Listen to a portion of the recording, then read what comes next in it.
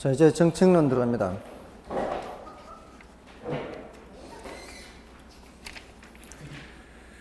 혹시 촬영 잡으면 카메라 감독님 촬영하면 이 글씨가 다 잘 보이나요? 다 잘 보입니까? 제가 글씨 못 쓴 것도 이렇게 약간 보정도 가능한가요? 보정해서 잘 보일 수 있게. 지금 동영상 듣는 분들은 이거를 다 미리 이 영상을 이렇게 스톱해서, 영상 스톱하면 이게 흐려지지 않나요 혹시? 쓸 수 있어요. 스톱. 아니면 잘 보여요. 이거를 왜냐면은 이게 스톱해서 이게 흐릿하면은 이게 다 못 받아 적을 수 있을 것 같아서. 아니, 찐해요. 괜찮습니다. 화면이 움직이지만 않아요. 카메라가 그러면 이거를 한 컷에 다 못 들어가면, 한 컷에 다 들어가나요? 한 컷에 다 안 들어가면은 나누어서 두 컷으로 나눠서 들어가나요? 그럼 그렇게 해가지고 잠깐 이렇게 멈추고 잠깐 멈추면은 이제 다 받아 적을 수 있겠네요. 그렇게 해서 다 적고 해야 되니까. 여기 지금 요거는 풀 필요 없는 걸 말하는 거예요. 요건 풀 필요가 없어요. 그러니까 요건 풀지 마시고. 요거는 7번에 1번 지문은 아예 삭제하는 거고요. 167개 6번과 8번 해설은 아예 삭제하세요. 보지 마시고요. 이게 수업할 때 이게 해설을 해 드릴 거니까, 이거는 지금 틀렸어요. 요거는 뭘 말하는가 하면은 지분 수익률과 지분 배당률 요거 얘기하는 건데요. 지분 수익률과 지분 배당률이 같은 개념이라고 그랬어요? 다른 개념이라고 그랬어요? 같은 개념이라고 그랬어요? 다른 개념이라고 그랬어요? 같은 개념이라고 그랬어요? 그러면은 저한테 수업을 듣든 안 듣든 관계없어요. 다른 거예요, 다른 거. 다른 거예요. 이 지분 배당률은 저기도 나와요. 지지저자에도 나와요, 지지저자. 지지저자 할 때 절대로 지분 수익률 안 씁니다. 만약에 이게 지지저자 할 때 지분 배당률과 지분 수익률이 같으면은 지분 수익률 쓰든 지분 배당률 쓰든 아무 관계 없죠. 절대로 지분 수익률 쓰지 않습니다. 왜냐하면 얘는 어림셈에 나오는 지분 배당률이에요. 그 어림셈법의 수익률법, 승수법 할 때 거기에 나오는 거예요. 이거는 정확한 수익률을 계산하는 거예요. 근데 많은 교재들이 이걸 지금 구분을 못하고 있어요. EBS 교재들이 구분 못해요. 이거 지금까지 한 번도 지분 수익률과 지분 배당률을 구분하는 문제가 출제가 안 됐기 때문에 다행이지, 만약에 이거 지분 수익률과 지분 배당률을 구분하는 문제 출제되는 순간 시중에 그 교재들 다 그냥 난리 나는 겁니다. 그 교재가, 이거는 대학 교재가 잘못된 거 아니에요. 시중 교재가 잘못된 거예요. 대학 교재는 전혀 하자가 없어요. 옮겨 쓰는 강사들이 잘못 옮겨 쓰는 거예요. 지금 이 교재가 오류가 이런 이제 경제학적인 부분이 아니라 이거는 옮겨 쓰는 사람이 지분 수익률과 지분 배당률에 대한 것을 지금 오해하고 있는 거예요. 자, 그래서 그거 출제되면 이제 곡소리 나는 거예요. 그렇게 곡소리 나는 게 이제 상당히 많은 거죠. 자, 아무튼, 자, 그렇게 하고요. 자, 이제 정책론 들어갑니다. 정책론 들어가서는 126쪽, 이거 안 풀어도 됩니다. 중요도가 낮으니까. 삭제해도 관계없고요. 127쪽에 4번 문제. 그나마, 지가고 하는 거 있죠. 지가고. 이게 10년에 한 번 출제된 문제입니다. 그나마 요 정도만 풀어보시면 되는 거예요. 근데 요것도 그 옳은 것은 하고 있죠. 옳은 것은 하는데, 그 틀린 지문들을 바로 잡는 방법으로 이런 문제들이 있구나, 이렇게 생각하시면 되겠습니다. 지가고가 직주분리를 초래한다든가, 또는 높은 택지 가격은 고층화를 이야기한다거나, 택지 구입에 많은 비용이 소모되니까 주택의 질적 수준이 저하되고, 건축물의 질적 수준이 저하되고요. 그 다음에 지가고는 토지 이용을 질서 정연하게 하는 게 아니라 무질서하게 스프롤 현상을 나타나게 할 수 있고요. 지가고가 택지 취득을 어렵게 할 수 있고요. 이 정도면 됐습니다. 넘어가십시오. 그 다음에 자, 6번 문제, 이것도 삭제해도 관계없습니다. 보지 마십시오. 자, 이제 5번 문제만 좀 보겠습니다. 자, 5번 문제에 틀린 것을 찾는 거죠. 1번에 가처분 소득의 증가. 가처분 소득 말씀드린 적 있죠? 소득에서 뭘 뺀 거죠? 세금 뺀 거죠. 소득에서 세금 뺀 거죠. 이게 증가는 주택의 구매 능력을 향상시킨다. 맞죠? 그 다음에 저당 대출 기간이 장기일수록 그리고 저당 이자율이 낮을수록 차입금의 상환 부담이 작을수록 주택의 구매 능력은 상승한다. 맞죠? 그 다음에 연소득 대비 원리금 상환액의 비율. 자, DTI입니다. DTI를 상향 조정하겠다는 얘기는 대출을 많이 해주겠다는 얘기요, 그렇지 않겠다는 얘기요? 해주겠다는 얘기죠. 그래서 주택금 능력의 증대를 초래한다. 맞죠? 그 다음에 담보가치 인정률. 자, 이것도 마찬가지예요. LTV도 상승함에 따라 주택 대출 규모가 확대되는 거죠. 그래서 맞고요. 그 다음에 연간 소득 대비 주택가격 비율, PIR이죠. 자, 이 PIR 이거는 매스컴에 자주 나옵니다. 왜 우리 이게 집 살 때 그 신혼부부가 집 사려면 몇 년 걸린다 이런 말 하죠. 그게 바로 요거 발표하는 거예요. PIR 발표하는 PIR. 그래서 여기에 클수록 주택 구입에 따른 부담은 커지는 거죠. 자, 슈바베 지수 들어보셨나요? 슈바베 지수라든가 PIR 이런 것들은 요거는 이제 엥겔 지수하고 유사해서요. 생계비분의 주거비가 되죠. PIR은 연소득분의 주택가격입니다. 이 값이 클수록 능력은 낮다 이렇게 보시면 돼요. 맞죠? 이 값이 클수록 능력은 낮습니다. 집 사는데 시간이 그만큼 많이 걸린다는 얘기잖아요. 그만큼 소득이 적다라는 뜻이 될 수 있는 거예요. 자, 됐고요. 그 다음에 이제 7번부터가 이제 본론에 해당합니다. 자, 정부의 부동산 시장 개입에 대한 거죠. 맞나요? 정부의 시장 개입은 크게 두 가지로 나눕니다. 정부의 시장 개입 필요성과 시장 개입 수단, 이렇게 나눌 수가 있습니다. 그러니까 왜 개입하느냐, 그리고 어떻게 개입하느냐, 자, 이렇게 나누어지죠. 자, 이게 이번 시간에 할 내용입니다. 자, 정부의 시장 개입. 자, 정책론은 크게 이제 정부의 시장 개입이라는 주제가 있고요. 그다음에 토지 시장에 개입하는 토지 정책이 있고요. 주택 시장에 개입하는 주택 정책이 있습니다. 자, 이렇게 나눠지고요. 정부의 시장 개입은 다시 둘로 나눠져요. 왜 개입하느냐, 필요성하고요. 어떻게 개입하느냐, 수단입니다. 왜 개입하느냐는 두 가지 뭐가 있죠?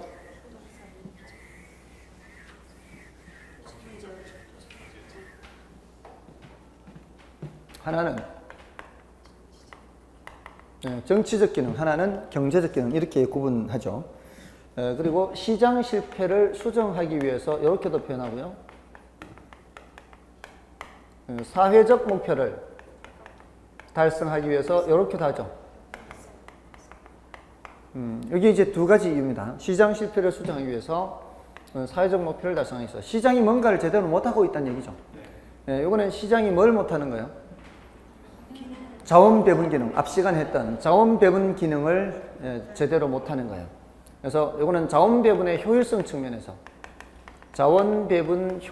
측면에서 개입하는 것이고요. 이거는 소득 분배의 형평성 측면이에요.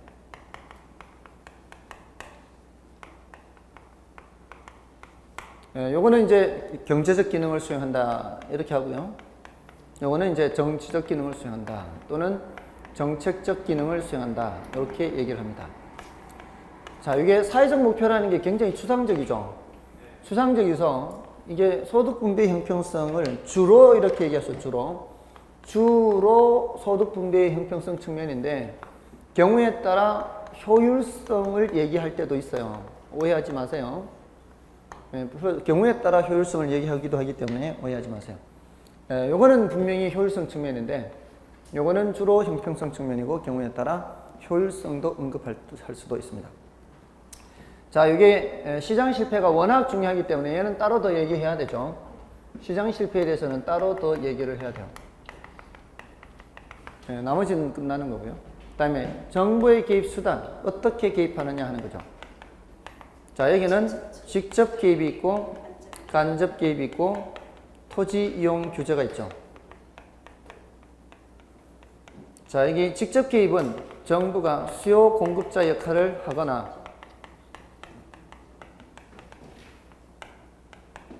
또는 임대료 규제, 분양가 규제도 직접 개입에 해당한다 그랬죠? 임대료 규제, 분양가 규제도 직접 개입에 해당합니다. 시장에 개입한다는 것은 여기에 개입하는 거, 여기 시장 그린 거라 그랬죠?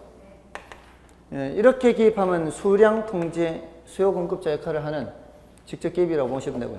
이쪽으로 개입하는 것은 가격 통제, 임대료 규제, 분양가 규제가 여기에 개입하는 겁니다.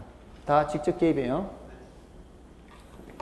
다음에 여기 간접 개입은 기본적으로 수요 공급은 민간에게 맡기고 정부는 각종 지원이나 보조 또는 부담금을 부과하거나 조세를 부과하거나 이런 것들입니다. 토지이용 규제의 대표적인 게 지역지구제죠. 그 외에 각종 건축 규제, 계획 규제가 있습니다. 지역지구제는 토지정책의 대표적이기도 합니다. 그래서 토지정책으로 넘어가기도 합니다. 자, 그 다음에 시장 실패는 워낙 중요하니까. 자, 시장 실패는 그 뜻은 시장이 자원을 효율적으로 배분하지 못하는 거고, 원인에는 외, 공, 불, 비 이렇게 얘기하죠. 자, 외, 공, 불, 비 이렇게 하면서 외는 외부 효과, 공은 공공재, 불은 불완전 시장, 비는 비대칭 정보, 그리고 규모의 경제를 간접적으로 얘기하기도 합니다. 규모의 경제가 나타나면 이게 자연 독점이 나타나요. 그래서 규모의 경제는 직접적으로 시장 실패 원인이 아니라 규모의 경제가 나타나면 자연 독점이 되기 때문에 간접적으로 불완전 시장으로 연결돼서 독점 과정 있죠. 그래서 간접적으로 시장 실패와 관련이 된다 이렇게 말할 수 있어요. 그리고 비대칭 정보를 불완전 정보라고 할 수 있죠. 불완전 정보. 외공불비 됐나요? 네. 이런 현상이 나타나면 자원 배분이 효율적, 비효율적, 비효율적이죠. 외부 효과는 정의 외부도 있고 부의 외부도 있죠. 네. 정의 외부도 비효율이고 부의 외부도 비효율입니다. 정의 외부는 적정한 양보다 적게 생산되어서 비효율이고요. 부의 외부는 적정한 양보다 많이 생산되어서 비효율. 나머지 전부 다 적정한 양보다 적게 생산돼서 비효율입니다. 자, 이런 시장 실패가 발생하니까 정부가 개입하는 거죠. 정부가 어떻게 개입해요? 정의 외부는 주로 보조, 이때는 규제, 공공진 직접 생산, 불완전 시장, 독과점 규제, 비대칭 정보, 정부가 정보 유통을 원활하게 해야 돼요. 정보가 불완전하거나 비대칭적이기 때문에 역선택이나 도덕적 해이 이런 현상이 나타난다 그랬죠. 이런 것을 막기 위해서 정부가 정보를 원활하게 유통시켜야 돼요. 그 대표적인 것들이 많아요. 굉장히 많습니다. 몇 번 말씀드렸지만 고속도로나 국도에 CCTV 설치해서 교통 흐름 정보 알려주는 거. 그래서 시간 절약하고 기름 덜 쓰게 하고 하는 것도 경제의 효율성을 높이는 거고요. 또 부동산 거래 실거래가 신고하게 해서 이중 계약서 못하게 하고 다운 계약서 이렇게 탈세 못하게 하고 그리고 언제 얼마만큼의 가격으로 이 거래가 됐는지 알게 해주는 거. 이것도 다 경제의 효율성을 높이는 겁니다. 그리고 중고차 시장에서 겉은 멀쩡한데 속은 이상한 거 이런 걸 우리나라에서 뭐라 그래요? 빛 좋은 게살구라 그러죠. 영어로는 그런 거를 레몬이라 그래요. 레몬. 영어 단어로는 레몬이라 그래요. 향긋하고 굉장히 먹음직스럽잖아요. 근데 그게 이제 시잖아요. 그래서 우리나라의 빛 좋은 게살구에 해당하는 영어 단어가 레몬이에요. 레몬. 그래서 역선택을 할 가능성이 많아요. 겉은 번지르한데 속은 이상하게 막 사고랑 이런 자동차. 이거는 이제 그 사정을 모르면은 그렇게 될 가능성이 많죠. 근데 이제는 정부가 개입을 해서 어떻게 하고 있어요? 이 중고차 이력 제도를 시행하고 있죠. 중고차 그 차대 번호만 딱 적어 놓으면은 옛날 이 과거 사고 경험 이런 게 다 나오죠. 물론 완벽하게 모든 정보를 공개할 수는 없어요. 이 주행거리도 위조하고 막 하니까 이게 기술적으로 그런 거는 알 수 없지만 사고 난 것은 다 드러나게 돼 있어요. 다 대부분은 사고 나면 처리를 하니까. 자, 그래서 그런 것들도 정보 유통을 원활하게 하는 거예요. 그래서 경제의 효율성을 높이는 겁니다. 자, 그런데 정부가 개입한다고 해서 반드시 효율성이 개선된다는 보장은 없죠. 정부 실패가 발생할 수 있다는 걸 늘 염두에 둬야 되고요. 여기까지가 한 단락 되는 거고, 외부 효과는 워낙 중요하니까 또 외부 효과에 대해서 또 하죠. 외부 효과에서 더 하잖아요. 외부 효과는 다시 정의 외부, 부의 외부 이렇게 나누죠. 그러니까 지금 이런 정리가 이렇게 돼 있어야 된단 말이에요. 어떻게 개입하느냐, 왜 개입하느냐. 왜 개입하느냐에서는 시장 실패가 워낙 중요하니까 시장 실패 원인과 그 정부에 개입하는 거. 그다음에 그 중에서도 외부 효과는 더 중요하니까 정의 외부, 부의 외부 이렇게 나눠야죠. 외부 효과 해서 정의 외부, 부의 외부. 정의 외부를 외부 경제라고도 하고, 부의 외부를 외부 불경제라고도 하고. 자, 이거는 생산 과정에서 나타날 수도 있고 소비 과정에서도 나타날 수 있죠. 생산 과정에서 양봉업자와 가수원업자 사이, 소비 과정에서 아름다운 정원을 꾸미고 고급 주택 지역, 고급 주택 지역에서는 유지 수선이 잘 돼 있으니까 정의 외부, 이 저급 주택 지역에서는 부의 외부. 자, 생산 과정에서 시멘트 공장, 부의 외부, 쓰레기 투기 같은 거, 방금 말한 그 저급 주택 지역, 부의 외부. 그리고 이런 거는 시장에 맡겨놓으면 적정한 양만큼 생산이 되지 않죠. 과소 생산되고, 이거는 과다 생산되고. 그 이유가 여기서는 편익 측면을 얘기하는 게 더 편해요. 정의 외부는 사회적 편익이 더 커요, 사적 편익이 더 커요. 사회적 편익이 더 크죠. 그래서 비용은 개인만 지불하는데 편익은 여러 사람이 다 하니까 이걸 나서서 안 한다는 얘기죠.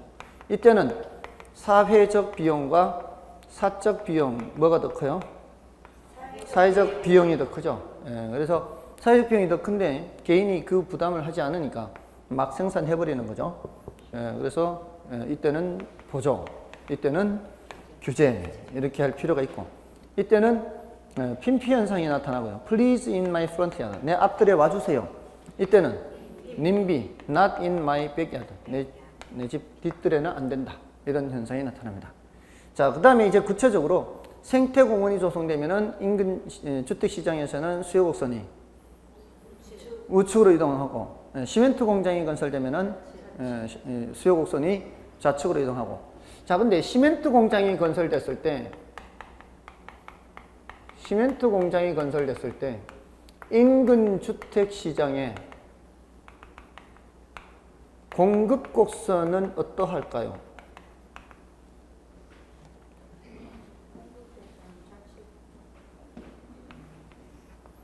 공급 곡선은 어떻게 될까요? 인근 주택시장에서.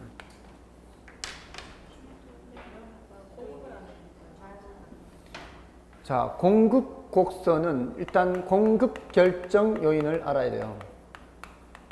공급 결정 요인에는 가격이 있고 생산 기술 수준, 생산 요소 가격 등등등이 있을 수 있죠. 자, 여기서 가격이 변하면은 공급 곡선 이동하나요? 가격이 변하면은 공급 곡선 이동 안 하죠. 얘네들 가격 외의 요인이 변해야 공급 곡선 이동하죠. 자, 그럴 때 제가 공급 곡선 자체를 이동시킬 때는 이 공급자들이 이윤 극대화를 한다 그랬죠. 이윤을 올릴 수 있느냐 없느냐를 보고 결정한다 그랬잖아요.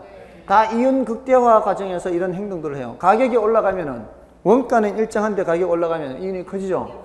그러면은 공급량 증가시키죠. 그렇게 해서 공급량 증가시킬 수도 있고, 생산 기술 수준이 하락하면은 원가가 내려가잖아요. 원가가 내려가면은 이윤이 커지죠. 그래도 공급량 증가하죠. 근데 이렇게 해서 공급량 증가, 가격이 올라가서 공급량이 증가하는 것은 공급선 자체 이동이 아니라 공급곡선 상에서 전해 변화로 나타나고요. 이런 것이 변해서 원가가 낮아가서 이렇게 공급하고자 하는 양이 변할 때는 선의 이동이죠. 자, 그러면 시멘트 공장이 건설됐을 때 인근 주택시장의 공급자들의 이 기술이나 이런 변하는 게 있나요? 여기에는 영향 미치는 게 없어요. 생산 기술 수준이 변해요. 옆에 시멘트 공장 생긴다고? 옆에 시멘트 공장 생긴다고 무슨 이자율 올라가고 건설 노동자 임금 올라가고 여기에 영향 미치는 거 없죠? 미치는 거 없어요. 얘는 공급곡선하고 아무 관계가 없어요. 인근 주택시장의 공급곡선하고는 아무 관계 없다고요. 아셨죠? 이거를 구별해야 저한테 배운 거하고 다른 사람한테 배운 거하고 구별이 되는 거예요. 지금 이것도 시중에 교재 오류가 많아요. 이것도 부의 외부가 나타날 때는 인근 주택시장의 공급곡선을 좌측으로 이동시킨다. 이렇게 암기시키듯이 쓰는 문장들이 많아요. 근데 여기서도 공급곡선 좌측 이동한다 그러면 저한테 배우나 그렇게 오래된 게 배우나 똑같은 거 아니에요. 자, 보세요. 공급곡선이 좌측으로 이동하면은, 자, 보세요. 이 말이 안 되는데 왜 그런 그 내용이 계속 그대로 유지가 되는지 모르겠어요, 교재에. 그런 교재들이 있어요. 시멘트가 부의 외부 효과 생길 때 인근 주택시장에 공급곡선을 좌측으로 이동시킨다. 자, 좌측으로 이동시키니까 가격이 어떻게 해요? 가격이 올라가죠. 시멘트 공장이 건설됐는데 인근 주택시장에 가격이 올라가네. 말이 돼요, 안 돼요? 말이 안 되잖아요. 그 말이 안 되는데 아직도 버젓이 그 기본서에 있다니까, 그런 내용이. 그러니까 나오지도 않을 내용을 외우는 거예요. 그냥 외우는 거예요, 외워. 뭔 뜻인지도 모르고 외우는 거죠. 자, 이럴 때는 공급곡선은 전혀 영향이 없어요. 이때는 뭐만 좌측으로 이동하는 거예요? 수요곡선만 좌측으로 이동해서 가격이 하락해야죠. 됐나요? 자, 그 시멘트 공장이 건설되면 인근 주택시장에서는 수요곡선이 좌측 이동, 생태공원이 조성되면 인근 주택시장에서는 우측 이동. 자, 그런데 시멘트 공장을 규제했을 때 얘기해요. 규제를 하면은 인근 주택시장에서는 어떻게 될까요? 뭐가 올라가요? 수요가 증가해요. 수요가 살기 좋아지잖아요. 인근 주택시장을 시멘트 시장을 규제를 하면은, 자, 그때는 인근 주택시장이냐 시멘트 시장이냐 이걸 구분해서 생각해야 돼요. 인근 주택시장에서는 살기가 좋아지니까 수요가 증가하죠. 그래서 가격이 올라가요. 근데 시멘트 공장은 어떻게 되겠어요? 시멘트 시장은 시멘트 공장이 규제되니까 공급이 감소한다고. 공급 감소. 그러니까 공급이 감소하니까 시멘트 가격이 올라가게 되고요. 시멘트 가격이 올라가면은 전체적인 주택 건축 시장에서는 공급이 감소하게 돼요. 자재 가격이 올라가니까. 아시겠죠? 시멘트 공장 규제할 때는 또는 목재 공장, 이 건축 자재 가격을, 자재 공장 이런 거를 기업을 규제할 때는 영향을 여러 가지로 나눠서 살펴봐야 된다고요. 그렇죠? 근데 우리 시험에서는 지금까지 그렇게 어렵게 나온 게 아니라 그냥 단지 시멘트, 예를 들어 부의 외부 효과를 발생시키는 기업을 규제하면 이 인근 주택 시장의 부동산 가치가 올라갈 수 있다. 올라갈 수 있죠.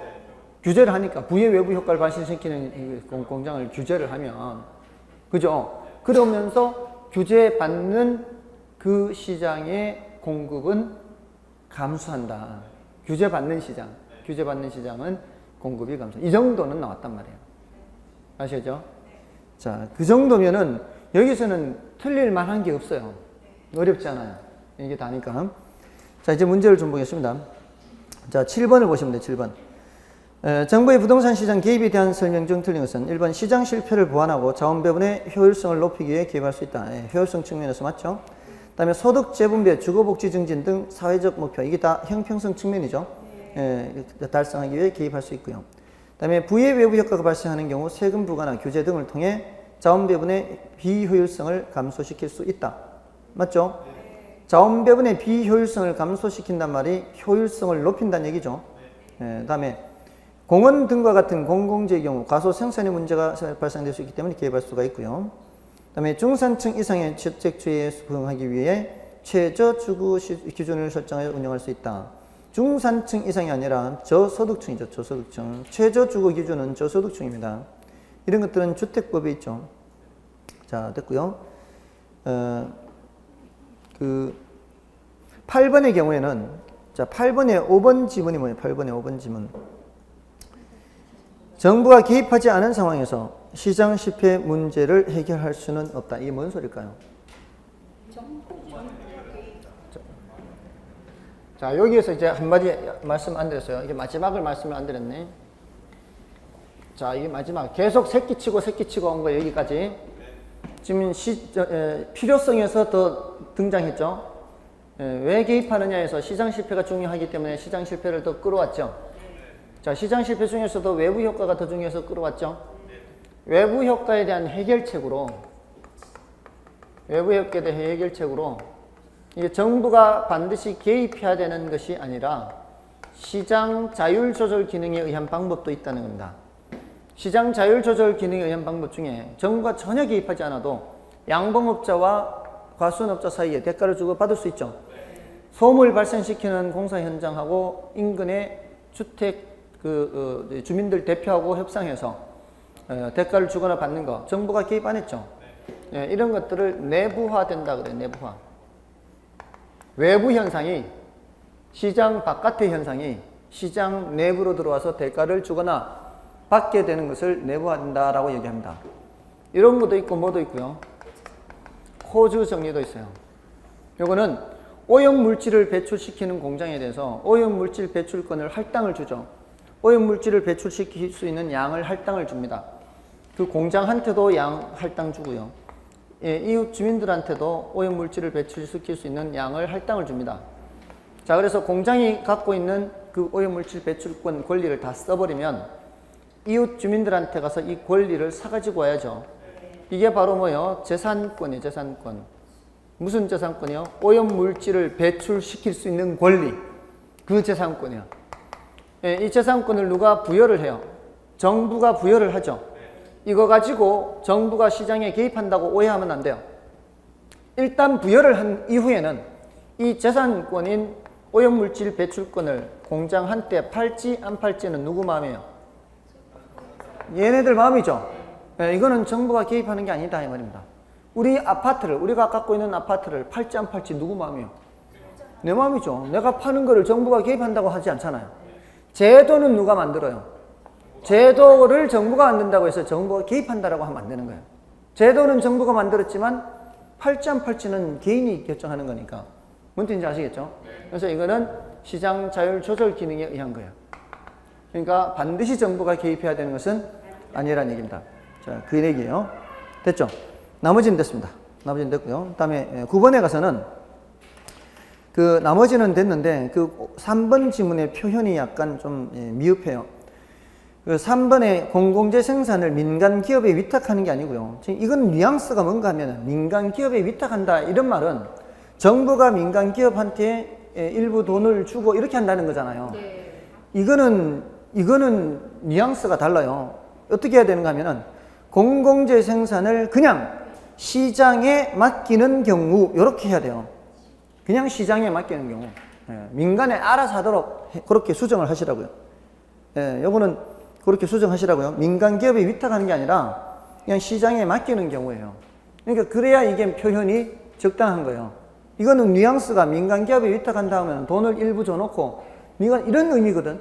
이런 의미면은 정부가 당연히 필요한 만큼 생산하게끔 하죠.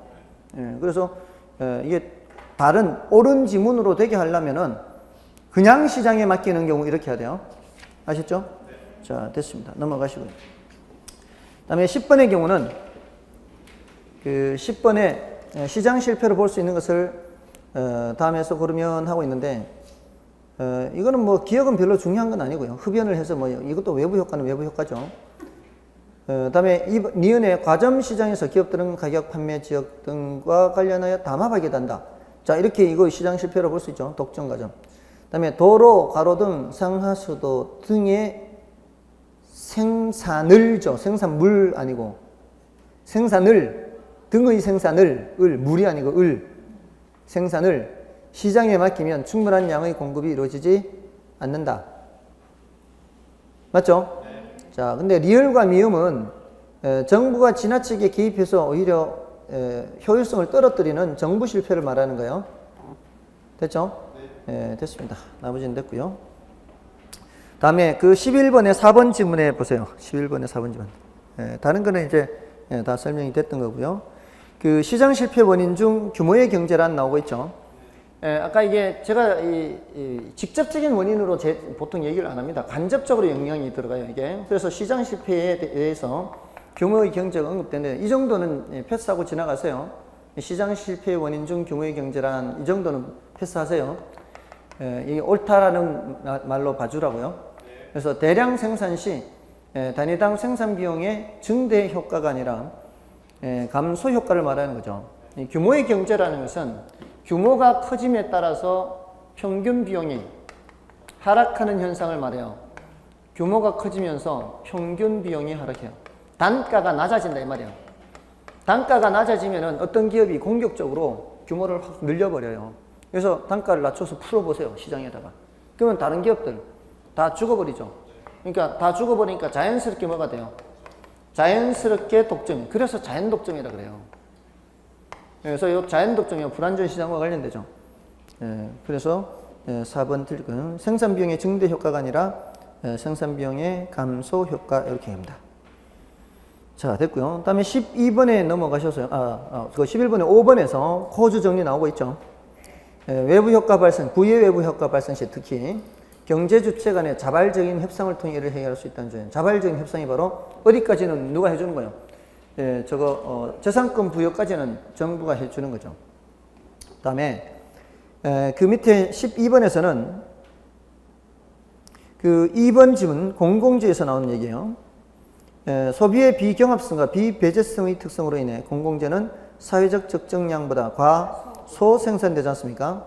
그 중에서도 특히 공공재의 경우에는 비배제성 때문에 그렇습니다. 비배제성이 뭐예요? 요금을 내지 않아도 이용을 막을 수가 없는 거죠. 제가 지금 눈이 이상해요. 어떤 게 앞이고 어떤 게 이게 연식이 되다 보니까 이게 여기가 제대로 됐네요. 비배제성. 이게 이제 앞이 있고 뒤가 있어요. 비배제성 때문에 여기 이제 막을 방법이 없어요. 요금을 내지 않고 이용하는 걸 막을 방법이 없어서 얘 때문에 무임승차가 나타나요. 그래서 과소 생산되는 거고요. 비경합성은 뭐라 그랬죠? 다투지 않는 거라 그랬죠. 이미 등대, 공공재의 대표인 등대죠. 등대를 1000명이 보고 있든 10,000명이 보고 있든 추가로 더 본다고 해서 내가 못 보진 않잖아요. 근데 이런 사적 제한은 어떻습니까? 이거 찍은 양이 한정되어 있기 때문에 더 많은 사람이 보려고 할 때는 이걸 더 찍어내지 않는 한은 늦게 오는 사람은 이용을 못 하죠. 그런 이제 경합적이에요, 사적 제한은. 근데 이 비경합성은 어떤 성질이 있는가 하면은 얘가 더 중요해요. 얘가 이제 과소 생산되는 이게 더 중요한데 얘는 어떻게 한번 이제 지문으로 등장했는가 하면은 소비에서의 규모의 경제가 나타난다 그랬어요. 소비에서의 규모의 경제. 여기도 규모의 경제 나오죠. 여기는 생산에서의 규모의 경제예요. 생산량이 늘어날수록 평균고 생산 단가가 낮아지긴 낮아지는데 여기서는 소비하는 사람이 많아질수록이에요. 자, 등대 생산 비용이 1억이에요. 등대 생산비가 1억인데 이걸 만약에 100명이 이용하면 어떻게 되겠어요? 1인당 생산 비용입니다. 이제 한 사람 등대 불빛을 보게 하기 위해서 100만 원이 발생하는 거예요. 1인당. 그래서 1억이에요. 등대를 소비하는 사람이 1000명이면 그러면은 10만 원이 되겠죠. 등대를 소비하는 사람이 10,000명이면 1인당 10,000원이 되겠죠. 등대를 소비하는 사람이 많아질수록 그 1인당 단가는 싸지는 겁니다. 그죠? 이걸 이제 소비에서의 규모의 경제라 그래요. 이거는 그 경제학적 의미가 굉장히 난이도가 높습니다. 이거는 여러분한테 말씀을 드리면 정신건강에 해로울 수도 있어요. 지금도 복잡해요. 그러니까 이게 소비에서의 규모의 경제 그럼 외우세요 그냥. 근데 그렇게 외우는 건 뭐 그렇게 중요한 건 아니죠. 똑같은 지문으로 그렇게 출제될 가능성이 많지는 않거든요. 한번 등장했었는데 그게 정답 지문으로 등장하지 않습니다. 이 어려운 표현들은 정답 지문으로 안 나옵니다. 이런 거는 이제 주로 출제되더라도 이런 무임승차 문제로 인해서 적정량보다 과다 생산된다 이렇게 나와요. 그러면 이제 쉽게 체크하면 되는 거죠. 자, 됐습니다. 나머지는 됐고요. 그 다음에 13번은 조심해야 되죠. 불량주택 문제는 시장 실패가 아니라는 겁니다. 요가 현상에서 나오죠. 자, 넘어가시고요. 그 다음에 14번부터 이제 외부 효과에 대해서 나오고 있죠. 15번은 안 보셔도 되고요. 14번과 똑같은데 한 군데만 틀리게 하는 거라 15번은 안 봐도 됩니다. 지금 그러면 이제 외부 효과가 14번, 16번, 17번, 18번 네 문제죠. 네 문제인데 지금 나머지 이제 공공제로 넘어가죠. 공공제로 넘어갑니다. 자, 그래서 그 네 문제 중에서 일단 14번을 먼저 보겠습니다. 자, 14번에 외부 효과에는 외부 경제, 외부 경제 있고요. 그 다음에 외부 효과는 생산 과정에서 발생하는 경우와 소비 과정에서 발생하는 경우 맞죠? 생산 과정에서 외부 불경제를 발생시키는 재화 뭐가 있죠? 시멘트 생각하는 시멘트. 외부 불경제 하면 시멘트 생각하고요. 이걸 시장에 맡길 경우 과다 생산이죠. 그 다음에 외부 효과는 어떤 경제 주체 경제 활동에 의도하지 않은 결과가 시장을 통하여 의도하지 않은 결과는 맞죠? 시장을 통하지 않고 해야 되죠. 다른 경제 주체 구성에 영향을 주는 겁니다. 그 다음에 토지 이용 행위에서 발생하는 외부 불경제는 토지 이용 규제의 명분이 되죠. 외부 불경제 됐고요.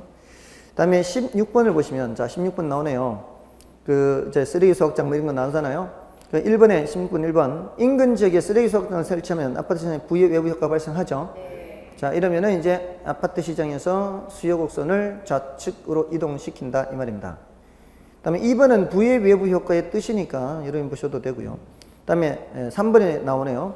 인근 지역에 대규모 성태공원이 들어서면 아파트 시장에 정해 외부 효과가 발생한다. 맞죠? 이거는 인근 지역의 아파트 수요 곡선을 우측으로 이동시킨다. 이때 이 공급 곡선은 영향받지 않습니다. 1번과 3번 모두 공급 곡선 영향받지 않습니다. 그 다음에 영도 지역 지구자 같은 토지용 규제는 부의 외부 효과를 억제하기 위한 수단으로도 이용된다. 이거는 위에 5번 지문과 같은 맥락이죠. 14번의 5번 지문과 같습니다. 그 다음에 정의 외부 효과를 발생시키는 자는 사회적으로 적정한 수준보다 더 많이 생산된다. 가소생산이죠. 가소생산. 그 다음에 17번은 4번 지문 삭제하고요. 해설도 삭제하십시오. 4번 지문 삭제, 해설도 삭제. 왜냐하면은 이게요.